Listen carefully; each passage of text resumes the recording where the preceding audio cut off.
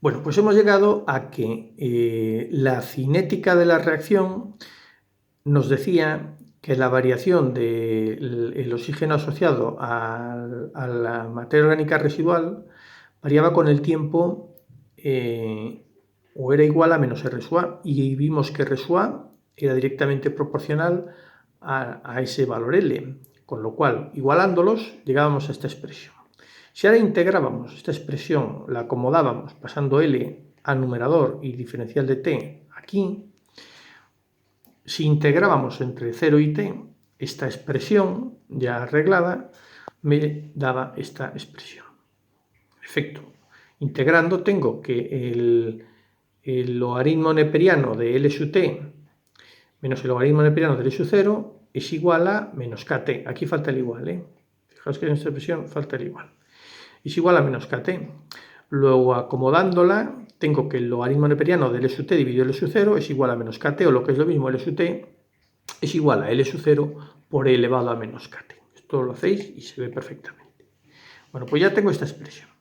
Pero a mí lo que realmente me interesaba era calcular el valor de la dBO sub t, y vimos que la dBO sub t era el valor de L sub 0 menos L sub t. Este tramo es exactamente igual que este. Y como L sub 0 lo conozco y L sub t la puedo expresar en función del valor que acabo de calcular, en función de L sub 0 elevado a menos kt, puedo obtener que el L sub 0 por 1 menos elevado a menos kt es igual a la dBO sub t.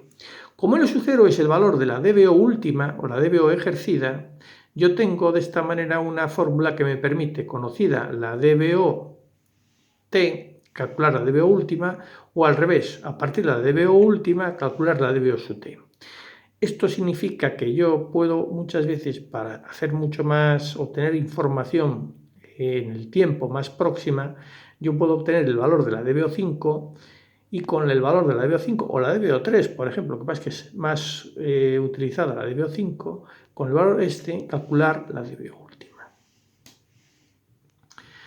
Los pasos para determinar el valor de la dBO en el laboratorio, bueno, tenemos el método tradicional, que es el que os voy a explicar, y luego tenemos el método, bueno, porque aparte nos va a servir de base para resolver una serie de ejercicios que nos permiten calcular cómo diluir o qué tamaño de muestra coger cuando yo cojo un agua residual que quiero analizar o caracterizar. Realmente lo que se hace se coge un tomamuestras, en ese tomamuestras es un aparato que me hace, pues cada X tiempo, cada minuto o cada 5 minutos, me va cogiendo pequeñitas muestras y al final, a lo largo del día, obtengo una muestra global. Entonces el analista lo que hace, o el operador lo que hace es se va a ese toma muestras automático, y lo que hace, lo abre y coge una pequeña muestra, pues con un bote. Y de esa muestra, con una pipeta, extrae una cantidad determinada, que es lo que se conoce como el tamaño de la muestra. Y con el método que os voy a explicar sois capaces de determinar el tamaño de la muestra, o lo que es lo mismo, el factor de dilución que tendremos que utilizar para diluir la muestra. El método tradicional lo que me dice es que yo cogeré una botella de 300 mililitros, ahí adiciono una muestra pequeña, que ya veremos cómo se obtiene, la diluyo y inoculo una serie de microorganismos y además microelementos para que no me pueda servir de excusa el decir que se me han muerto microorganismos porque no tenían suficiente alimentación. Y además estoy en condiciones de afirmar que el único oxígeno disuelto que habrá es el que me viene en esa agua que yo acabo de coger, esa muestra diluida que yo acabo de obtener, que estará entre 2 y 6 miligramos litro, porque el máximo que se puede obtener será 9 miligramos litro, que es cuando el agua está totalmente saturada de oxígeno. Es el máximo nivel que podemos considerar efectos de disolución.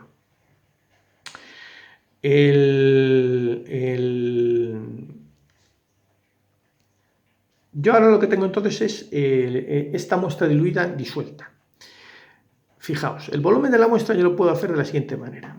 Me voy a imaginar, o vamos a suponer, que conocemos en base a la experiencia que la dBO de esa muestra se sitúa en un valor determinado. Por ejemplo, 180 miligramos litro. Yo sé que las aguas residuales de una población de estas características aproximadamente se sitúan en 180 miligramos litro. Pues yo divido los 4 miligramos litro que acabo de ver antes, que es la media entre esos 2 y entre esos 6 miligramos litro que era lo habitual. Pues cojo la media, que es 4, y lo divido entre 180 por 100, ese será el tamaño de la muestra.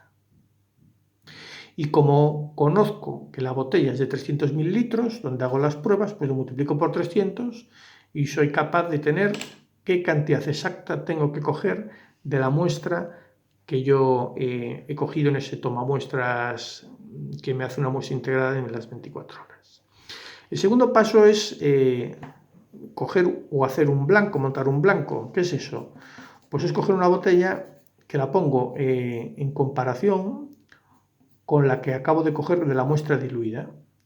¿Qué ocurre? Que en esa muestra blanco no hay materia orgánica, no introduzco ninguna muestra, solo el agua de inóculo que tenía esos microorganismos y esos microelementos, con lo cual, como el oxígeno disuelto es utilizado por un lado para oxidar la materia orgánica y por otro lado para ser utilizado para el crecimiento de microorganismos, en el blanco, el oxígeno disuelto, el consumo que se me produzca a lo largo del tiempo será únicamente asociado al consumo de oxígeno por parte de los microorganismos. Sin embargo, en la muestra diluida que tengo en esa botella de 300 mililitros, el consumo de oxígeno será atribuido al consumo por los microorganismos más el consumo en la oxidación de la materia orgánica. La diferencia entre el blanco, el oxígeno disuelto que me queda al cabo de X tiempo, en el blanco, menos la diferencia de oxígeno disuelto que me queda en la muestra diluida, será única y exclusivamente atribuible a la materia orgánica. Luego esa será la debida a la demanda bioquímica de oxígeno.